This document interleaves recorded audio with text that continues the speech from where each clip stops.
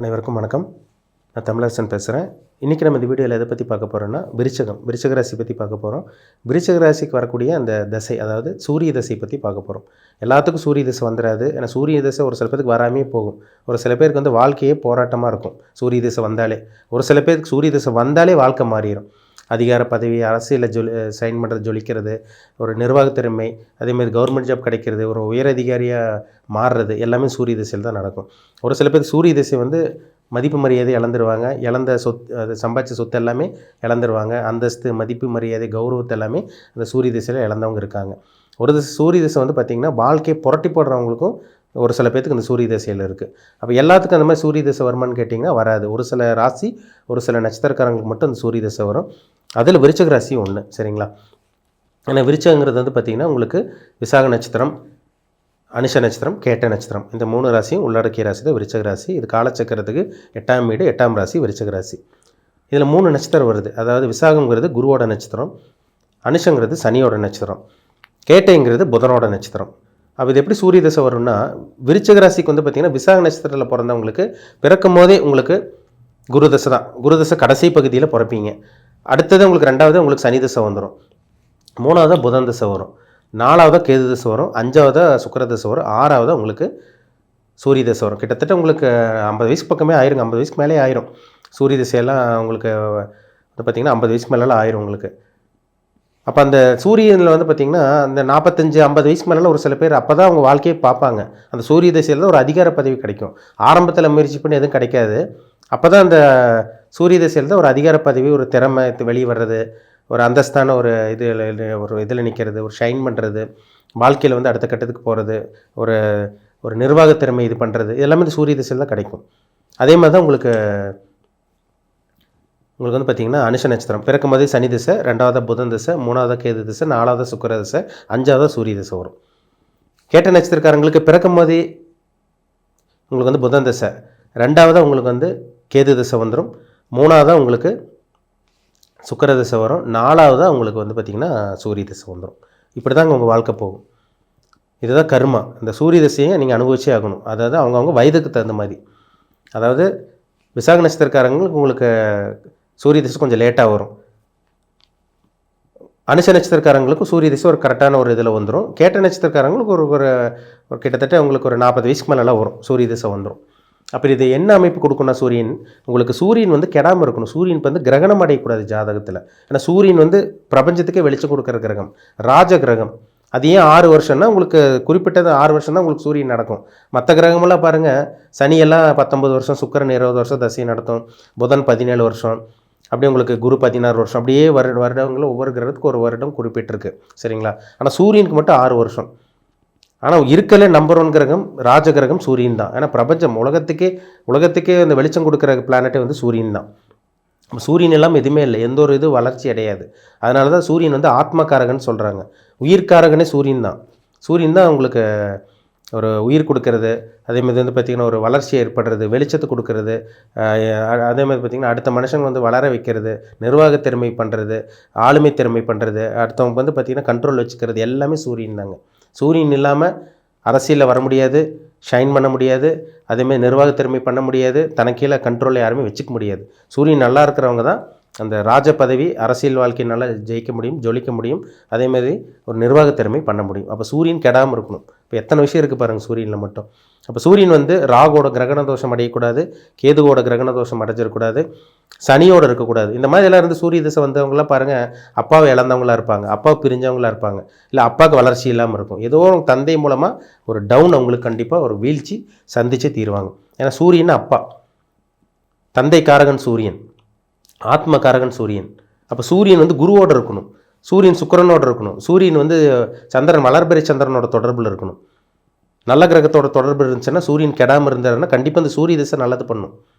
45-50 வயசுக்கு மேலே பாருங்கள், நிறைய பேர் பாருங்கள் அரசியலில் இருக்காங்க, ஒரு நிர்வாக திறமை. அப்போ தான் வந்து பார்த்திங்கன்னா 45-50 வயசுக்கு மேலே ஒரு நிர்வாக திறமை கிடைக்குது. கடைசி வந்து பார்த்திங்கன்னா ஒரு பின்யோக ஜாதகம்னு சொல்லுவாங்க. அந்த சூரியன் அப்போ தான் உங்களுக்கு நல்லது செஞ்சுட்டு போகும். அதுக்கு முன்னாடி ஒன்றுமே பண்ணாது. நிறைய முயற்சி பண்ணுவாங்க. கவர்மெண்ட் பேக்ரவுண்ட்லேருந்து கூட ஒர்க் பண்ணுறவங்க நிறைய பேர் இருக்காங்க. 45-50 வயசுக்கு மேலே எத்தனை பேர் கவர்மெண்ட் பேக்ரவுண்ட்லேருந்து ஒர்க் பண்ணுறவங்க இருக்காங்க. 25-30 வயசில் கிடைக்காது இது, அந்த டைமில் அவங்களுக்கு கிடைக்கும். ஏதோ ஒரு இதில் வந்து அரசாங்க சார்ந்திலே இருந்து அதில் ஜெயிச்சிருவாங்க அவங்க. இதெல்லாமே சூரியனோடது தான். சூரியன் கெட்டு போனவங்களுக்கு பாருங்கள், கண் சம்பந்தமான வியாதி, கண் சம்பந்தமான பிரச்சனை, தந்தை விரோதமாக இருப்பாங்க. அதேமாதிரி வந்து பார்த்திங்கன்னா நிர்வாகத்திறமை அவங்களுக்கு இருக்காது. இதெல்லாமே இந்த சூரியன் கெட்டு போனவங்க சொல்லலாம். முதுகு தண்டுவட பிரச்சனை, இதெல்லாமே சூரியன் கெட்டு போனவங்களுக்கு ஸ்பைனல் கார்டு பிரச்சனை இதெல்லாமே வரும். சூரியன் 3ஆம் இடத்துல இருக்கலாம், 6ஆம் இடத்துல இருக்கலாம், 10ஆம் இடத்துல இருக்கலாம், 11ஆம் இடத்துல இருக்கலாம். இதெல்லாம் சூரியனுக்கு சிறப்பான ஒரு இடங்கள். 6ஆம் இடத்துல சூரியன் இருக்கவங்க, 10ஆம் இடத்துல இருக்கவங்க மேக்ஸிமம் பாருங்கள் அரசாங்க வேலையில் இருப்பாங்க. சூரியன் வந்து நல்லா இருந்து உங்களுக்கு நல்ல ஒரு அமைப்பில் இருக்கவங்க மேக்ஸிமம் உங்களுக்கு 6, 10ஆம் இடத்துலலாம் சூரியன் சம்மந்தப்படுறவங்களுக்கு அரசாங்கம் சம்மந்தப்பட்ட வேலையில் இருப்பாங்க. கவர்மெண்ட் ஜாப் இருப்பாங்க, இல்லை அரசியல் இருக்கவங்களாம் அந்த மாதிரி தான் இருப்பாங்க. 11ஆம் இடத்துல இருக்கவங்களுக்கு நல்ல ஒரு லாபம், தந்தை மூலமாக லாபம், நல்ல ஒரு வளர்ச்சி, நல்ல ஒரு வருமானம், நல்ல பேங்க் பேலன்ஸ் அதிகரிக்கிறது, பணத்தை சேர்த்து வைக்கிறதெல்லாம் அந்த 11ஆம் இடத்துல இருக்க சூரியன் தான். 3ஆம் இடத்துல சூரியன்றது தைரியம், குருட்டு தைரியம் இருக்கவங்களுக்கு. 3ஆம் இடத்துல சூரியன் இருக்கவங்க பாருங்கள் விடாமுயற்சி உடையவங்களாக இருப்பாங்க, தைரியசாலியாக இருப்பாங்க, தன்னம்பிக்கை உடையவர்களாக இருப்பாங்க, அடுத்தவங்களை வழிநடத்தவங்களாக இருப்பாங்க, நிர்வாகத்திறமை இருக்கவங்களாக இருப்பாங்க. இதெல்லாம் 3ல் இருக்க சூரியன் தான். சூரியன் 8ல் இருக்கக்கூடாதுங்க. சூரியன் வந்து 8ஆம் இடத்துல இருந்தால் உங்களுக்கு தந்தையே விரோதமாக இருப்பார், தந்தையே அசிங்கமானப்படுத்துவார், தந்தையை உங்களுக்கு கேவலப்படுத்துவார், அரசாங்கத்துக்கு உங்களுக்கு பகை ஏற்படும், கவர்மெண்ட்டுக்கும் உங்களுக்கு ஆகாது, மூத்த பையனுக்கு உங்களுக்கு செட் ஆகாமல் போகலாம். இந்த மாதிரி விஷயங்கள்லாம் 8ல் இருக்க சூரியன் கொடுப்பார். 12ஆம் இடத்துல இருக்க சூரியன் வந்து பார்த்திங்கன்னா உங்களுக்கு தந்தையால் விரயம், தந்தைக்கு அடிக்கடி மருத்துவ செலவு பண்ணுவீங்க, இல்லை தந்தையே உங்களுக்கு இல்லாமல் போகலாம், அப்பா பிரிஞ்சிருப்பீங்க, இருந்தாலும் பிரிஞ்சு இருக்கிற மாதிரி இருக்கும், நீங்கள் ஒரு ஊரில் உங்கள் அப்பா ஒரு ஊரில் இருக்கிற மாதிரி இருக்கும். இதெல்லாம் 12ல் இருக்க சூரியன் தான். பொதுவாகவே 8ஆம் இடத்துல சூரியன் மறைஞ்சு 12ஆம் இடத்துல சூரியன் இருக்கவங்களாம் பாருங்கள் கண் சம்பந்தமான பாதிப்பு இருக்கும், கண்ணாடி போட்டிருக்கவங்களாம் இருப்பாங்க. இதெல்லாமே அந்த அமைப்பு வரும். அப்போ சூரியன் கிடக்கூடாது உங்களுக்கு, சரிங்களா? சூரியன் வந்து வளர்பிறை சந்திரனோட தொடர்பில் இருந்தால் ரொம்ப நல்லது. அதாவது வளர்பிறைனா உங்களுக்கு பௌர்ணமி சந்திரன் நேருக்கு நேர் சூரியனுக்கு 7ஆம் இடத்துல சந்திரன் இருந்தால் ஒரு அட்டகாசமான ஒரு அமைப்பாக இருக்கும் உங்களுக்கு. பௌர்ணமி யோகமாக உங்களுக்கு வேலை செய்யும். சூரியன் பலமாயிட்டார்னு அர்த்தம். அது 12ல் இருந்தாலும் பரவாயில்ல. சூரியன் வந்து பார்த்திங்கன்னா உங்களுக்கு சுக்கிரனோட இருந்தாலும் பரவாயில்லைங்க, அது உங்களுக்கு நல்ல ஒரு அமைப்பு தான். சூரியன் வந்து உங்களுக்கு குருவோடு இருக்கிறது ரொம்ப நல்லது, சிவராஜ் யோகமாக வேலை செய்யும். மேக்ஸிமம் சூரியன் குரு சம்மந்தப்பட்ட சூரியனுக்கு 7ல் இருக்கலாம், இல்லை சூரியனுடைய குரு இருக்கலாம், அவங்களுக்கும் கவர்மெண்ட் ஜாப் சம்மந்தப்பட்ட விஷயங்கள் கிடைக்கும். இல்லை கவர்மெண்ட்லேருந்து பேக்ரவுண்ட்லேருந்து ஒர்க் பண்ணுவாங்க, நேரடியாக இல்லாமல் பேக்ரவுண்ட்லேருந்து ஒர்க் பண்ணுறவங்க நிறைய பேர் இருக்காங்க. சூரியன் குரு சேர்க்கை 7ஆம் இடத்துல சம்மந்தப்பட்டவங்களாம் நிறைய பேர் இருக்காங்க. அப்போ உங்கள் ஜாதகத்தில் சூரியன் நல்லா இருக்கா, கெட்டு போயிட்டாரா, அந்த அதிகார பதவி கிடைக்குமா, அந்த அரசியலில் ஷைன் பண்ண முடியுமா, நிர்வாகத்திறமை கிடைக்குமா, இந்த மாதிரி விஷயங்கள்லாம் நம்ம ஜாதகத்தில் இந்த நவகிரகங்களில் நாயகன் சொல்லக்கூடிய அந்த சூரியனை வச்சு தான் நம்ம பார்க்க முடியும், சரிங்களா? பிறப்பு ஜாதகத்தில் எப்படி இருக்காருன்னு பாருங்கள், ரொம்ப முக்கியம். ஏன்னா லக்னத்தில் சூரியன் இருக்கவங்களாம் ரொம்ப பிடிவாதக்காரங்களா, கோவக்காரங்களா, நிர்வாகத்திறமை மிக்கவங்களாக இருப்பாங்க.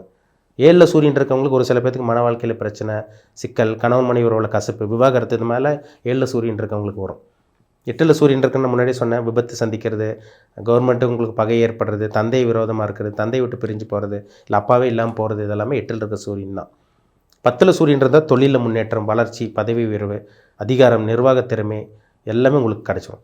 6ல் சூரியன் இருக்கவங்களாம் கவர்மெண்ட் ஜாப்பு, அதுமாதிரி வேலையில் இருக்கவங்களாம் பாருங்கள், மேனேஜராக சூப்பர்வைசராக இருக்கவங்களாம் பாருங்கள், டீம் லீடராக இருக்கவங்கள பாருங்கள், 50 பேர் 100 பேர் உங்கள் கீழே வேலை பார்க்குறவங்களா இருப்பாங்க. இந்த மாதிரி அமைப்பு தான். 4ல் சூரியன் இருக்கு, 4ஆம் இடத்துல சூரியன் இருக்கலாங்க. 2ஆம் இடத்துல சூரியன் இருந்தால் ஒரு சில பேருக்கு கண் சம்பந்தமான பாதிப்பு கொடுக்கும். 2ஆம் இடத்துல சூரியன் இருந்தாலும் நல்லது தான், பட் பெருசாக உங்களுக்கு பாதிக்காது. பட் இருந்தாலும் கண் சம்பந்தமான பிரச்சனை, குடும்பத்தில் சின்ன சின்ன பாதிப்பு அப்பப்போ வந்துட்டு போகும். ஆனால் வருமானம் நல்லாயிருக்கும் உங்களுக்கு 2ல் சூரியன் இருக்கவங்களுக்கு. இந்த மாதிரி நிறைய சொல்லலாங்க, சூரியன் வச்சு நிறைய நம்ம சொல்லலாம்.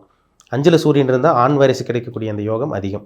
5ஆம் இடத்துல சூரியன் இருந்தால் மேக்ஸிமம் பாருங்கள், 5ஆம் இடத்துல சூரியன் இருக்கவங்க பாருங்கள் ஆண் வாரிசு இருக்கும். இதெல்லாம் நம்ம சொல்ல முடியும். 7ல் சூரியன் இருந்தால் மன வாழ்க்கையில் பிரச்சனை.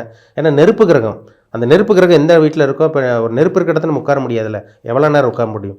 கூடவே நெருப்பவே வச்சு உட்கார முடியுமா? அதே மாதிரி தான் சூரியன் எந்த இடத்துல இருந்தால் அந்த இடம் சுடும், அந்த இடம் வந்து பார்த்திங்கன்னா ஸ்பாயில் ஆகும், கண்டிப்பாக கெட்டு போகும். அப்போ அந்த 7ஆம் இடம் மன வாழ்க்கையில் சூரியன் இருந்ததுன்னா திருமண வாழ்க்கை, தாம்பத்திய வாழ்க்கையில் சில குறைபாடு கண்டிப்பாக அவங்களுக்குள்ளே இருந்தே தீரும், அதில் மாற்றமே கிடையாது, சரிங்களா? அதனால் சூரியன் குருவோட சுக்கிரனோட உங்களுக்கு மற்ற வளர்பிறை சந்திரனோட தொடர்பில் இருந்தால் கண்டிப்பாக அந்த சூரிய தசை 6 வருட சூரிய தசை கண்டிப்பாக அந்த யோகத்தை கொடுக்கணுங்கிறதுல மாற்றமே கிடையாது விருச்சிக ராசினியர்களுக்கு, சரிங்களா? அதனால் உங்கள் பிறப்பு ஜாதகத்தில் சூரியன் நல்லா இருக்காரா, கெட்டு போயிருக்காரா, இதில் வந்து பார்த்திங்கன்னா அதிகாரத்துக்கு உண்டான கிரகம் வந்து பார்த்திங்கன்னா பலவீனம் அடைஞ்சிருச்சா, ராகு கேது கூட நிழல் கிரகத்தோட சாயா கிரகத்து கூட சேர்ந்து உங்களுக்கு கிரகண தோஷம் அடைஞ்சிருச்சான்னு உங்கள் தனிப்பட்ட ஜாதகத்தில் பாருங்கள். சூரியன் கெட்டு போனவங்களுக்கு 9ஆம் இடம் கெட்டு போனவங்களுக்கு பாருங்கள், டெஃபினட்டாக சொல்லிடலாம். அப்பானால பிரயோஜனம் இருக்காது, பூர்வீக சொத்து கிடைக்காது, முன்னோர்கள் சொத்து கிடைக்காது, அப்பாவே இல்லாமல் இருப்பாங்க, தந்தையை இழந்தவங்க இருப்பாங்க, பிரிஞ்சு போனவங்களாம் இருப்பாங்க. இது டெஃபினட்டாக சூரியனை பார்த்து நம்ம டெஃபினட்டாக சொல்ல முடியும். சரிங்களா? அதனால் உங்கள் ஜனன ஜாதகத்தை பார்த்து தெளிவாக தெரிஞ்சுக்குங்க. மீண்டும் அடுத்த பதிவில் சந்திக்கும் வரை உங்களிடமிருந்து விடைபெறுவது உங்கள் சோதரர் தமிழரசன். நன்றி, வணக்கம்.